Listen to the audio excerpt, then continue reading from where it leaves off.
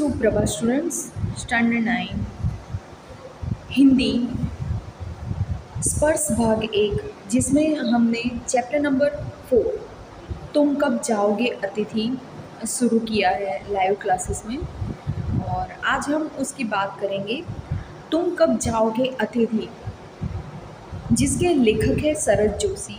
सबसे पहले हम शरद जोशी के बारे में थोड़ा देख लेते हैं, उसके बाद मैं लेसन के बारे में बात करूंगी कि तुम कब जाओगे अतिथि में लेखक हमें क्या कहना चाहते हैं।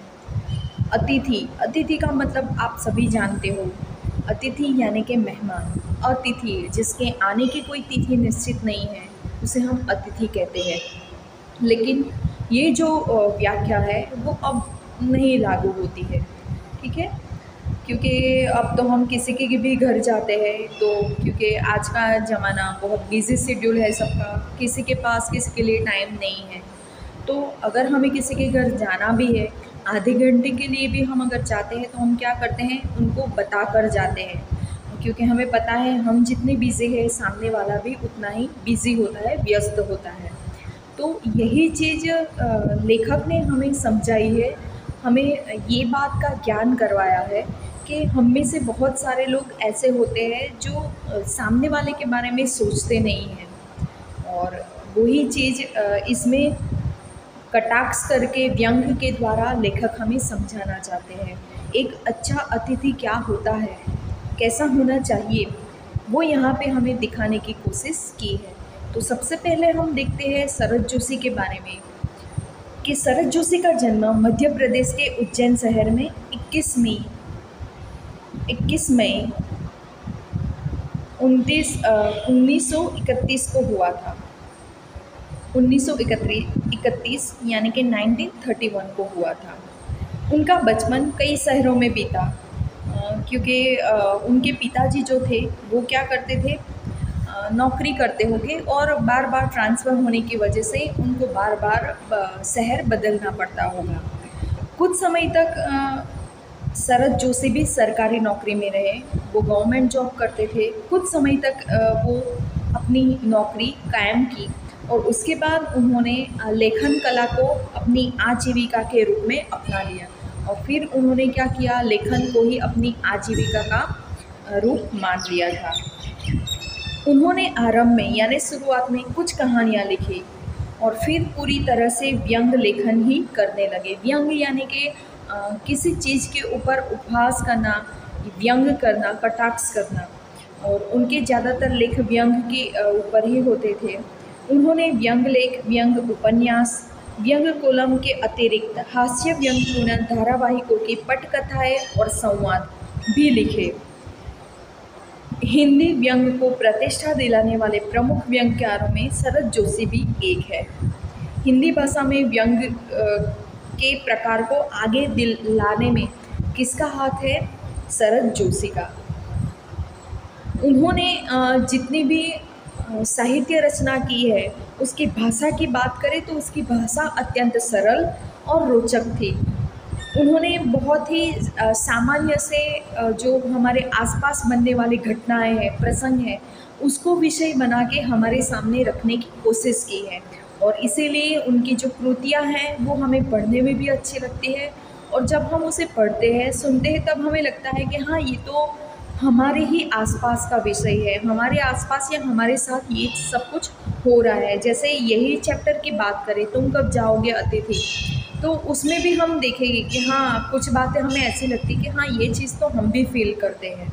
तो ये चीज़ उनकी खासियत थी, उनकी विशेषता थी। ये लेसन की बात करें तो इसमें शरद जोशी ने ऐसे व्यक्तियों की खबर ली है जो अपने परिचित के घर या अपने रिश्तेदारों के घर बिना बताए या आगे से कोई सूचना दिए बिना चले जाते हैं। पहले के ज़माने की बात और थी, क्योंकि लोग इतने बिज़ी नहीं थे जितने आज हम लोग हैं।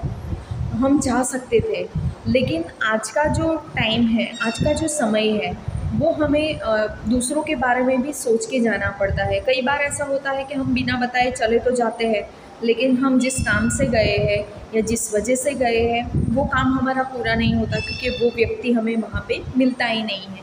या हो सकता है कि हमारे जाने से उनका बिज़ी बिज़ी जो शेड्यूल है या उनका कोई महत्व का काम है, हमारी वजह से वो रुक जाता है।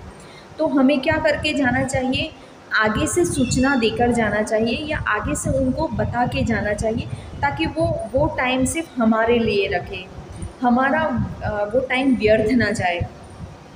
तो ऐसे लोगों की बात की है यहाँ पे, जो बिना कोई सूचना दिए, बिना कोई खबर दिए किसी के भी घर, अपने रिश्तेदारों के घर चले जाते हैं। और चलो चले गए तब तक तो ठीक है, लेकिन फिर ऐसा नहीं कि 1-2 दिन की मेहमान गति करवा के वहाँ से चले जाए।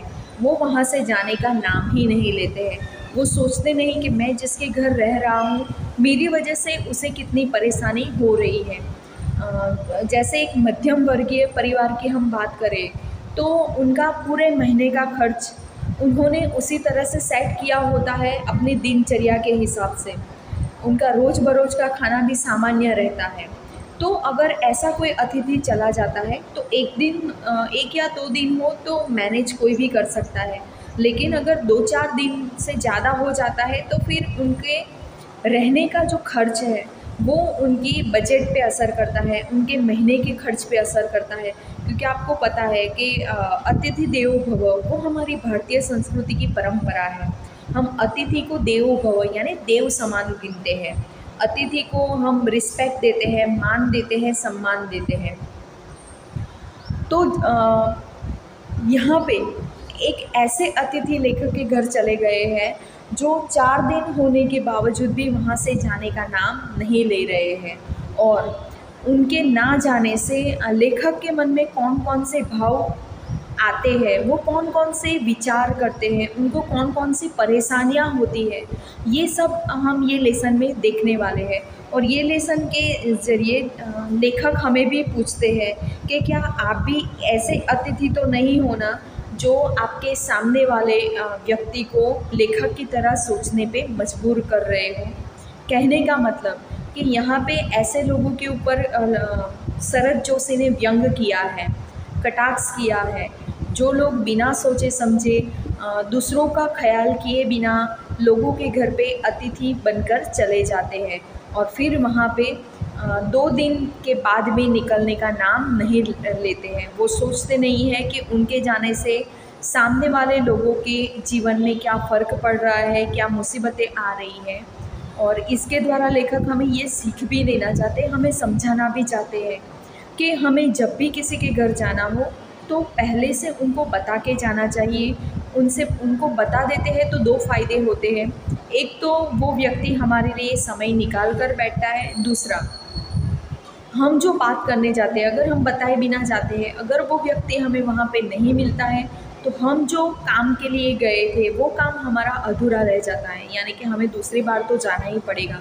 हमारा टाइम वेस्ट होता है, हम सामने वाले का समय भी व्यर्थ बिगाड़ते हैं। तो इसीलिए यहाँ पे यही चीज़ बहुत सुंदर तरीके से हमें कही गई है। फर्स्ट पैराग्राफ में हम देखेंगे, देखो मैं पूरा चैप्टर पढ़ के तो नहीं बताऊंगी क्योंकि लाइव लेक्चर में हम देख चुके हैं।